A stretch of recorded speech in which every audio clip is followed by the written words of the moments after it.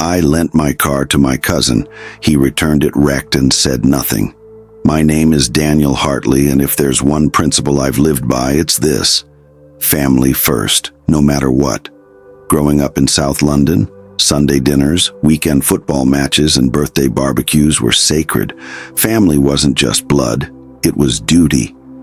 So when my cousin Aaron rang me late on a Thursday night, sounding flustered and desperate, I didn't even ask twice. "Dan, mate, I need a big favor. Please." "What's up?" "I've got a second-round interview in Brighton tomorrow. They only called me this afternoon. Can I borrow your car? Just for the weekend. I'll bring it back by Monday.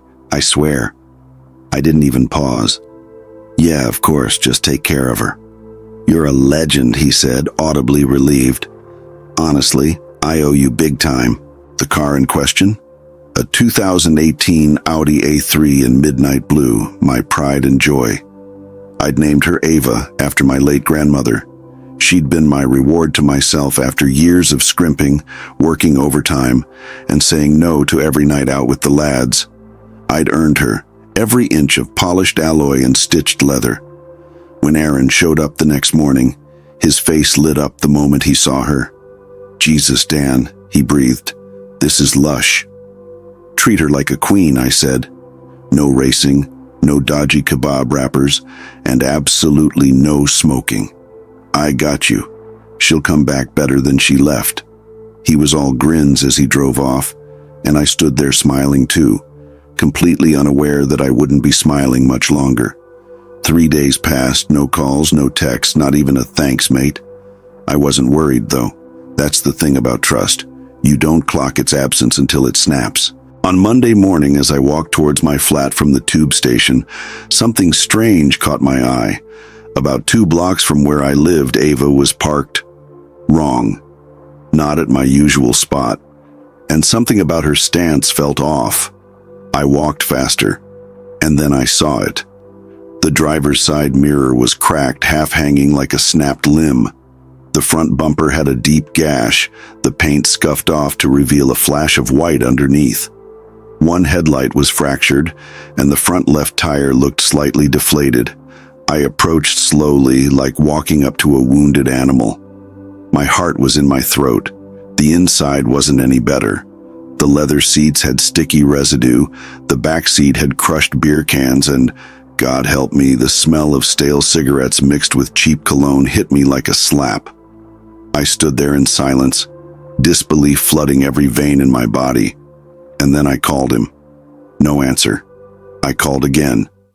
Voicemail. I messaged him. "Aaron, what happened to the car?" Silence. For hours. That night, I sat in my living room staring at the ceiling. My phone stayed stubbornly silent. I kept imagining different scenarios. Maybe someone hit him. Maybe he was embarrassed. Maybe he planned to pay me back quietly. By Tuesday morning, I was done guessing. I drove to Wandsworth, where Aaron lived with his mom, my Aunt Margot. She opened the door in slippers and a housecoat, surprised to see me. "Danny, everything all right?" "I need to talk to Aaron." She blinked. "He's still in Brighton," said he extended his stay. Interview went well, apparently. I frowned. He told me the interview was on Friday, said he'd be back Monday. She looked puzzled. "That's not what he said to me." I sighed. "Did he mention my car?" Aunt Margot's eyes widened. "Your car? He had an interview, didn't he?" I didn't want to lay blame at her feet. None of this was her doing, but I could see the concern etching itself into her face. When I explained what had happened, she was horrified. He didn't say a word. "Oh, Daniel, I'm so sorry." I nodded, trying to keep my voice steady. "So am I." That evening, Aaron finally called back. "Hey, Dan, saw your missed calls. What's going on?" My jaw clenched. "What's going on? You really want to ask me that?" "All right, look. I was going to explain. The car, Aaron. What happened?" "It was just a little scrape. Nothing major. I was going to tell you." "A little scrape? Mate, it looks like it went to war. Scratched bumper, cracked mirror, busted headlight, cigarette stench. What the hell happened?" He paused. I panicked, okay? I didn't want to stress you out. By dropping it off 2 blocks away like a thief in the night, I thought I could get it fixed before you noticed. You didn't even try. I didn't have the money, yet. I swear I'll pay you back. I laughed bitterly. You don't have a job, Aaron. I'm close. That Brighton thing wasn't real, was it? Silence. You didn't go for an interview, did you? More silence. I trusted you, I said quietly. That car isn't just metal and rubber to me. I worked for it. I earned it. You didn't just scratch the paint, Aaron. You chipped away at something way bigger. I'll fix it, he repeated weakly. I ended the call. The insurance company wasn't helpful. Since I'd lent him the car voluntarily, and he didn't have a full license, the policy didn't cover the damage. I had to pay out of pocket nearly $2,300 in total, just like that. Gone. My mates tried to console me. Should have known better, said Jason. Cousins are the worst, said Luke. But I didn't want sympathy. I wanted understanding. I wanted to know why someone I'd trusted like a brother had turned out to be such a coward. 2 weeks later, just as I was starting to breathe again, I got a text from a number I didn't recognize. Hi, Daniel. You don't know me, but I think we should talk. It's about Aaron. Who is this? Who? My name's Grace. I was his girlfriend. You deserve to know the truth about what happened with your car. We met in a cafe in South Bank. She wore a gray coat and looked nervous, her fingers fiddling with the strap of her handbag. I didn't know who else to turn to, she said. Aaron lied to me too. I nodded. What did he tell you? That the Audi was his. He brought it to our weekend trip and told everyone it was his car. We went clubbing, drove to the coast. He let one of his friends drive it while drunk. My stomach turned, she continued. That's when they crashed it. They hit a concrete pillar in a parking garage. The guy driving didn't even have a license. I was stunned. Grace pulled out a USB stick and slid it across the table. Photos, videos, messages in case you want proof. Back home, I loaded the drive. There they were, clips of Aaron at a party, downing shots with Ava's keys in his hand, grinning like a teenager with a new toy.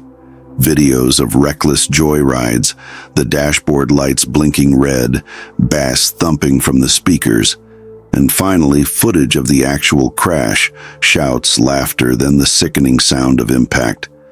They all cheered afterward. He never planned to fix it. He wasn't sorry. He thought it was funny. That night, something in me hardened. I filed a civil claim in small claims court the next morning, not to ruin his life, but to make him feel the weight of the silence he left me with, the cost of careless betrayal, the price of assuming some people never break, because they do, and I had proof. Filing the claim wasn't satisfying, not at first. I stood at the counter in the Wandsworth County Court, gripping a folder of printed photos, screenshots, and a formal damage report from my mechanic. It felt surreal, taking legal action against someone who once shared my bunk bed at summer camp, who used to call me Big Bro even though we were the same age. The woman at the counter glanced at the paperwork and nodded. We'll send the claim form to the defendant. He'll have 14 days to respond. If he contests, you'll be assigned a hearing date. I nodded. Thank you. As I left the building, the rain had started. Just a soft drizzle at first, the kind London does so well. I walked without an umbrella, letting it soak through my hoodie. I wasn't angry anymore. I was just tired. A week later, Aaron messaged me. You really took it to court? Are you serious, Dan? Dead serious. He called next. I didn't answer. Then he showed up at my flat.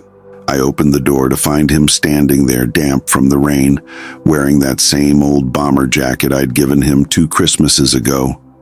His face was red with frustration. You're blowing this way out of proportion, he said. I crossed my arms. You used my car for a joyride, lied about it, then ghosted me for days. You think I'm blowing it out of proportion? I said I was sorry. No, you said you'd fix it, and you didn't. He took a breath, lowering his voice. You want me to admit I messed up? Fine, I did. But taking me to court? That's cold, Dan.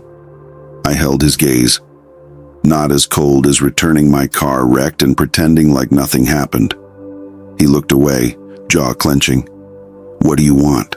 For me to beg? I want you to take responsibility, not with words, with actions. This isn't about revenge, Aaron. It's about respect, something you clearly don't understand. He left without saying another word. The hearing was scheduled for mid-June at the Lambeth County Court. Grace offered to testify. She didn't have to. I hadn't even asked, but she insisted. He won't learn unless someone finally tells him no, she said. The courtroom was small and sterile. A magistrate, a clerk, and a few chairs. No audience, no fanfare, just facts. Aaron sat across from me in a cheap suit, looking more annoyed than ashamed. His lawyer, a legal aid solicitor, tried to argue that I had lent the car willingly and that there was no clear evidence the damage occurred under Aaron's supervision. That's when I handed over the USB. Grace was called in next. She sat with a calmness I envied, speaking clearly and confidently about the weekend, the crash, the lies. The video sealed it. Even the magistrate raised an eyebrow at the footage of Aaron laughing next to the cracked bumper, holding a bottle of vodka. By the end, the judgment was simple. Aaron was ordered to pay me $2,300 for damages, plus $115 for court fees, in monthly installments of $150. It wasn't the money that made me feel lighter. It was the moment the magistrate said, "You used something that wasn't yours, caused harm, and tried to escape accountability. This judgment is not punishment. It is correction." That hit harder than any gavel. In the weeks that followed, Aaron didn't speak to me. I wasn't surprised. A few of our relatives called, some trying to smooth things over, others asking why I took it that far. I gave the same answer to all of them. It went that far the moment he made a mistake and thought silence could cover it. One night, about a month later, I got a knock on my door. It was Grace. "I hope it's not weird," she said. "I was nearby and I thought you might want to know." She handed me an envelope. Inside was a printout, a job listing from a logistics company. Underlined were Aaron's name and a note. "Job terminated. Failed background reference check. Ongoing court proceedings." My stomach sank. "Did you give them a reference?" I asked. She shook her head. "No. They ran a check and found the civil case. He blames you, obviously." I closed the envelope and sighed. I didn't want this to ruin his life. I just wanted him to take responsibility. Grace sat on the edge of the couch. "I know. But sometimes people like Aaron, they need to lose more than they expect to learn." We were quiet for a while.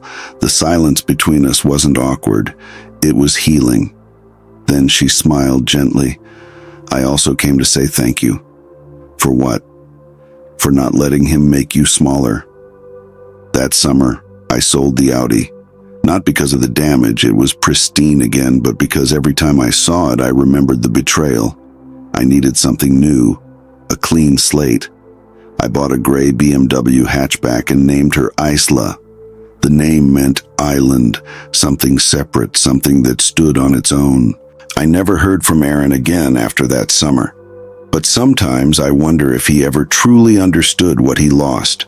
Not just the car or the case, but the last person in the family who genuinely believed in him. As for me, I learned something I'll never forget. Trust is a gift. When someone breaks it, they don't just owe you an apology. They owe you the time it takes to earn it back. And if they choose not to, you walk away with your head high and your heart clean. Because silence after betrayal isn't peace, it's just unfinished damage. And I chose to finish it. Thank you for listening to The Story Voice. If this story moved you, inspired you, or made you think, don't keep it to yourself.